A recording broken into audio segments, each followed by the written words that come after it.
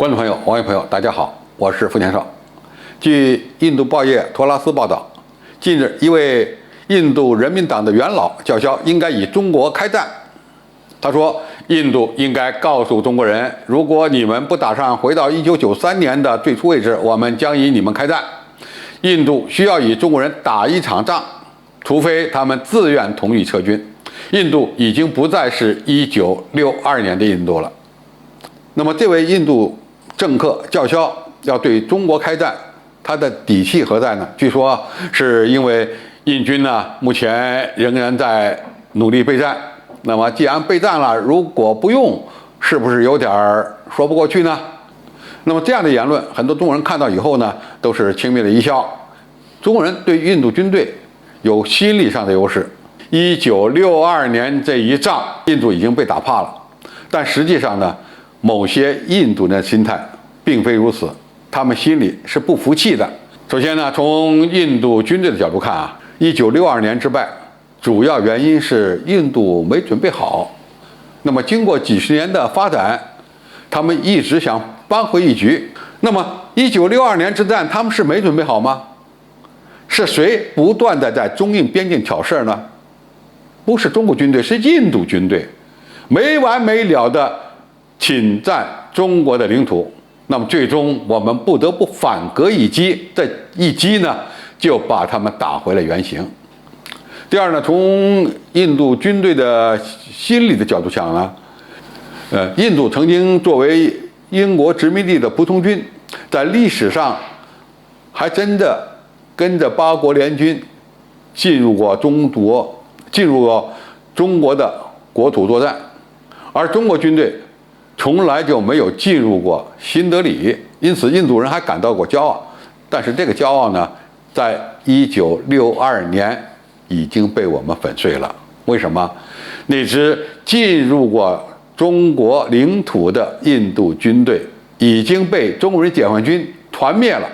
但是历史归历史，印度的服从军进入过中国领土，甚至到了北京，这个印记他们至今没有忘记。而参与侵华的印度军队被团灭，这个他们恐怕已经淡忘了。第三呢，从战略的角度看呢，中印边境距离印度首都新德里的最近距离大概在340公里，这恐怕是印度政府和印度军队难以消除的一个噩梦。由于中国研发出了世界上射程最远的火箭炮，那么中国军队只要在边境线上部署远程火箭炮，就能够直接袭击印度的首都，这是印度政府、印度军队所无法接受的。那么第四呢，印度认为对付中国有的是机会。过去只要中国遇到极为困难的外部环境，那么印度军队呢就会在边境上挑事儿。那么未来只要中美发生军事冲突，或者是中国发起了台海两岸的统一行动，那么印度呢就有可能在背后挑事儿，发动战争。因此我们不能够轻易的嘲笑这些印度政客对中国开战的言论，因为印度有这样的野心，而且呢他也有这样的自信心，愿意与中国再打一仗。当然，印度目前差的不是野心和信心，而是差的是能力或者是机会。对待印度这些政客的言论，我们也要有两手准备。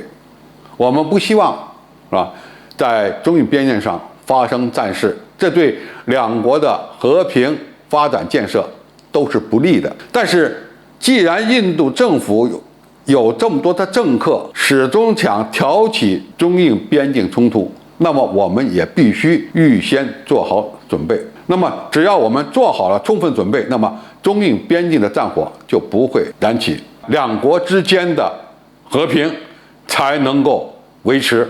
那么对此呢，我们也希望印度的某些政客能够认真的思考一下，和中国打一仗有利，还是和中国友好交往发展对印度的未来有利？我想更多的印度有识之士会选择后者，而不是前者。好，今天介绍就到这里，谢谢大家收看。感兴趣的朋友，我们可以在下面的留言区留言交流讨论。我们下期再见。